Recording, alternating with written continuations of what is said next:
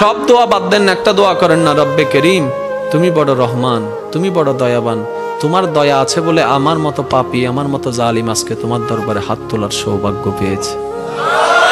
আল্লাহর কাছে সবসময় দোয়া করতে হবে পজিটিভ, নেগেটিভ কোনো দোয়া আল্লাহর কাছে করা যাবে। ইসলাম কি শিখাচ্ছে জানেন?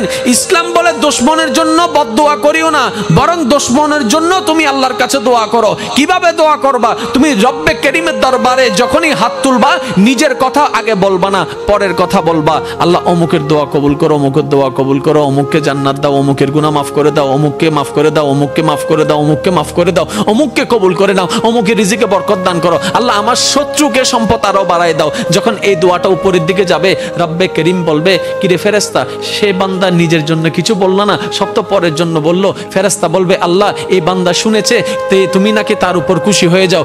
যে বান্দা অন্যের জন্য ভালো চাই, তুমি নাকি তার ভালো চাও। যে অন্যের প্রশংসা করে, তুমি নাকি তার সম্মান বাড়ায় দাও। আল্লাহ যে অন্যের জন্য মঙ্গল কামনা করে, তুমি নাকি তার জন্য বরকত বাড়ায় দাও। এই বান্দা সেই সূত্র বুঝতে পেরেছে, তাই নিজের জন্য চাচ্ছে না, সবার জন্য চাচ্ছে। রব্বে করিম বলে, তার দোয়া ফরিয়াদ কবুল করার ব্যবস্থা করো, কারণ যে অন্যের ভালো চায় আমি আল্লাহ তার ভালো করে দিই। বলেন সুবহান। মনে রাখবেন, আল্লাহর কাছে চাইতে হবে হালাল জিনিস, হারাম জিনিস নয়। আপনি যদি আল্লাহকে বলেন, রব্বে করিম আমার দুশমনের ফাঁকটা লেঙ্গা করে দাও, হবে? প্রত্যেকটা কিছু একটা টেকনিক আছে না নাই?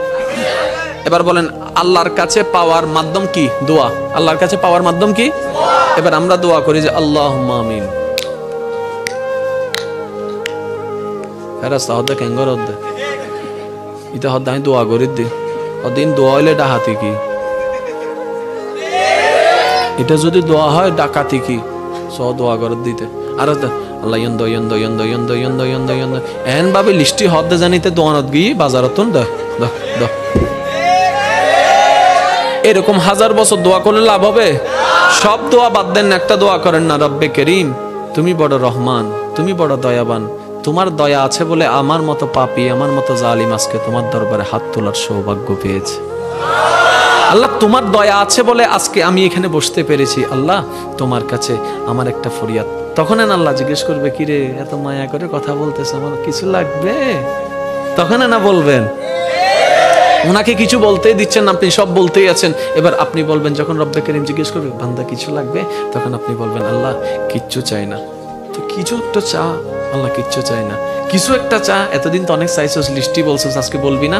আল্লাহ না, আমার লিস্টি লাগবে না, তো কি চাস? এবার আপনি বলবেন, আল্লাহ আমি শুধু তোমাকে চাই।